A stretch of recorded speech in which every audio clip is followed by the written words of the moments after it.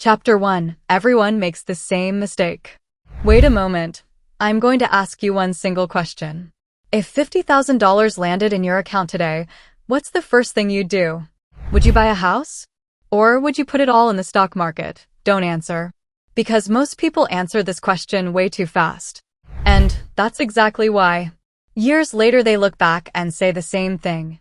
I wish I had done things differently back then. Here's the strange part. Nobody thinks they're making a mistake when they're investing. Everyone acts in a way that makes sense to them. Then time passes, and time reveals things you never expected. Today, I'm not going to give you a rehearsed answer like, is real estate better or the stock market? There are already thousands of videos about this on the internet. They all say the same thing. One side says, real estate makes you rich. The other side says, the stock market beats everything in the long run. Both sound right. Both are incomplete. Because people are looking in the wrong place. Everyone looks at the gains, nobody looks at the price you pay. And this is exactly where the whole story begins. Now I'm going to take you into the lives of two people. Both are 28 years old, both work full-time. Both earn around $65,000 a year, and both have exactly $50,000 they've been saving for years. From the outside, they're both at the same point. But they're actually not. Because what determines a person's future isn't the money in their pocket, it's the first instruction they give to that money. One of them is named Ethan, the other is Lucas. Ethan has one single thought in his mind. Real investment is something you can touch.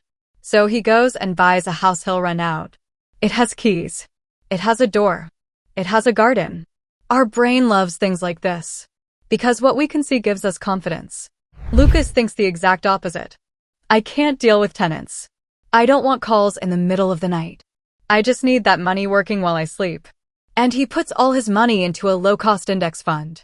On the first day, Ethan feels like an investor. He walks through his house. He looks at the empty rooms. He dreams. This is it. This is how real wealth begins. Do you know what Lucas does? He closes the investment app on his phone. Then he goes and has coffee with his friends. It sounds funny. Because one of them looks like he's accomplished something huge, while the other looks like he's done nothing at all. And right here, the biggest mistake our brain makes kicks in. We assume that what's moving is making progress. And what stays quiet, we assume is standing still. But in the investment world, sometimes the exact opposite is true. The investment that makes the most noise might not be the one that makes the most money. But you can't understand this in the first year. You might not even understand it in the first 3 years. Because in the beginning, the one who appears to be winning almost always looks like the wrong person. And the first thing you're about to see explains on its own why people give each other completely opposite advice about investing. Because most people don't watch the outcome, they only watch the visible part. Chapter 2. The first 3 years are lying to you. Now the story begins. And right here is where most people make the wrong decision. Because the first 3 years don't show you the truth, they only make you feel something. Ethan uses his $50,000 as a down payment and buys a rental house worth around $250,000. The keys are in his hand. The house is now his. He finds the first tenant faster than he expected. The monthly rent comes in. A notification drops on his phone, $1,800. When a person sees a notification like that, they can't help but smile. Okay, this is working.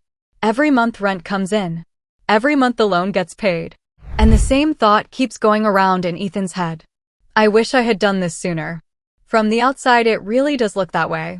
His friends ask, how's the house going? And he tells them, rent is coming in. The house is appreciating. The debt is going down. People are impressed. Because success can be shown. Let's turn to Lucas. He has nothing to tell anyone. He really doesn't. Every month $200 goes into his investment account. That's it. No applause. No excitement. No story to share. If a friend turned to you and said, I bought index funds again this month, what would you say? Probably. Okay. And the subject changes. Because our brain doesn't pay attention to things that grow quietly. It loves the flashy things. And the same thing happens on social media. Nobody makes a video saying, I stuck to the plan again this month. But when someone buys 3 apartments, it's everywhere you look. Then a person starts to think, everyone is winning, I'm falling behind. But what you're seeing isn't the whole picture of life. It's just the shop window. And the most expensive mistakes in investing are made by looking at the shop window. And then, real life slowly starts to kick in. One evening the phone rings. The tap is leaking. A week later, the air conditioning breaks. Then the tenant moves out. The house is empty. No rent. But the loan is still there. Then painting, cleaning, advertising, new tenant, new contract. As a person goes through each of these one by one, they realize this. Rental income and profit are not the same thing. This is the sentence most skipped over on the internet. Because in videos the calculation is usually this. Rent minus mortgage equals profit. If only life were that simple. In reality, there's an invisible list. Tax, insurance, maintenance, repairs, months with no tenants, unexpected expenses, and most importantly, time. Because every time you wait for a repairman, every time you answer a call, every time you drive to the house on the weekend, you're actually paying another invisible cost. Hours from your life. On Lucas's side, there's still silence. He's not looking for tenants. No plumber. No painter. His phone only gets one notification a month. Your automatic investment has been made. At first glance, very boring. But sometimes, the systems that look the most boring are the ones that work the longest. And right at the end of the third year, for the first time the numbers start to speak. And at that moment, the difference between the investment that looks strongest from the outside and the investment that's growing strongest from the inside slowly begins to reveal itself. But the real surprise hasn't started yet. Chapter 3. It's not your eyes that choose the real winner, it's time. Now I'm going to tell you something that will seem strange. Most people don't lose money when investing. They lose their patience. And they don't even realize it. 3 years have passed. Ethan's house is still standing. It's even appreciated a little more. His debt has decreased somewhat. From the outside, everything looks fine. When you look at Lucas's account though, a few numbers have grown. That's all. Now be honest. Which one looks wealthier? Most likely Ethan. Because our brain loves tangible things. You can show a house. You can show a car. You can pull a key out of your pocket. But who pulls their investment account out of their pocket to show off? That's exactly the problem. We assign value to what we can see. And we undervalue what we can't see. But wealth, most of the time, grows invisibly. Lucas's life is still the same. Investment every month. Then he gets on with his life. One day the market goes up. The next day it drops. 1 week everyone is in a panic. A crisis is coming. Everything will end. Then a few months pass. This time everyone says the exact opposite. Don't miss out. This stock is going to fly. Do you know what Lucas does? Nothing. And, sometimes, the smartest move you can make is exactly this. Because the hardest part of investing isn't knowing what to buy.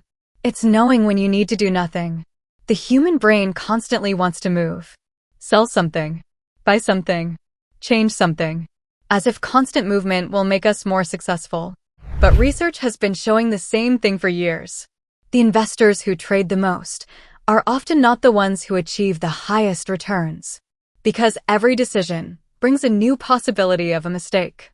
On Ethan's side, the movement never stops. New tenant. New expense. New repair. New paperwork. Some days everything is fine. Some days a single phone call changes the entire weekend. And right here people make a small mistake. They only calculate the money. But they don't calculate the energy. Even constantly thinking about something is an invisible cost. Ethan is not making a bad investment. Absolutely not. But along with his investment, he's also buying a new job. Lucas, on the other hand, buys an investment and gets on with his life. Both of their methods are working, but they're paying different prices. Then the 7th year arrives. And right here the rules of the game start to change. Lucas's portfolio is no longer growing only with the money he puts in. The gains he's earned are also earning money. In the early years you don't feel this, because the change is small. But after a certain point, the graph doesn't go flat. It starts to curve upward. People call this luck. It's actually not luck. It's the reward of time. Compound returns work silently. They don't show off. They don't make headlines. But as the years pass, they make the loudest sound of all. And right at this point, I want to ask you a small but important question. Do you want to earn more money, or do you want to make fewer decisions? Because most people don't realize, when investing, they're not just choosing money, they're also choosing what kind of life they're going to live. And in the coming decade, the biggest difference between the two investments won't be money. It will be lifestyle. Chapter 4. Same money, but not the same life. Now we've reached the 10th year. And right here something happens that most people don't expect. Ethan's wealth has genuinely grown. His house has appreciated significantly. A significant portion of his loan debt is gone. On paper, everything looks fantastic. But when you look at Lucas's account, the numbers have quietly risen. There's no dramatic leap, nor a story he can tell about the investment that changed my life. But when you look at both of their total wealth, the gap between them isn't as big as you'd think. This is the first place people are surprised. Because on the internet it's told as if one is completely crushing the other. But in real life, both of them are winning. They're just winning different things. Ethan gained experience along with money. He learned how to negotiate. He learned how to manage people. He learned how to solve crises. He learned just how much expense a house can actually generate. In short, he didn't just invest. He learned a new profession. Lucas, on the other hand, learned something different. How to wait. How to do nothing. How to stick to the plan even when panicking. It sounds easy, but it's actually one of the hardest skills there is. Because the world is constantly shouting at you. Do something. Sell. Buy. You're too late. You're missing this opportunity. And a person's greatest battle isn't with the market, it's with the voice inside their own head. Think about it. If you were someone who lived through the 2008 crisis, if nearly half your portfolio melted away in a few months, what would you have done? Be honest. It's easy to say, I wouldn't have sold. But opening the screen and watching years of savings disappear is a completely different feeling. That's why investing is more about psychology than mathematics. Numbers look the same to everyone, but not everyone experiences the same emotion. Ethan's fear was different. What if the tenant leaves? What if the roof leaks? What if the house sits empty for months? Lucas's fear was different. What if the market never recovers? What if I made the wrong investment? Did you notice? Both of them were afraid. Their fears just had different shapes. And I think the biggest mistake on the internet is made right here. People only show you the winners. But they don't show you what those people think about at night. Nobody talks about the night they woke up at 3 a.m. calculating their loan installment. Or the day they closed their phone and went for a walk while their portfolio dropped 30%. On social media, you see the results, not the process. That's why most investments look much easier from the outside than they actually are. And that's exactly why comparing yourself to someone else's investment journey is one of the most expensive mistakes. Because you're seeing the last chapter. You're not living through the first 10 chapters. And now, we've reached the end of 20 years. Now we won't just see who earned more, we'll see whose system was truly stronger. Because what you'll see at the end will probably be very different from what you predicted at the beginning of this video. Chapter 5, it wasn't the investment that won. The one who didn't break the system won. 20 years have passed. Now, let's get to the question everyone's been waiting for. So who won? If you only look at the numbers, the answer might surprise you. Ethan's house reached a value of approximately $500,000 over the years. His debt was largely paid off. When the net income from rents is added, a truly impressive wealth emerged. But when you look at Lucas's account, the $50,000 he invested on the first day, along with the small regular additions he made every month, continued growing without making a sound.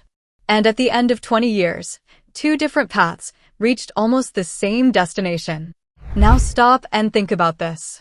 For 20 years, one person dealt with tenants, dealt with repairs, dealt with taxes, dealt with phone calls.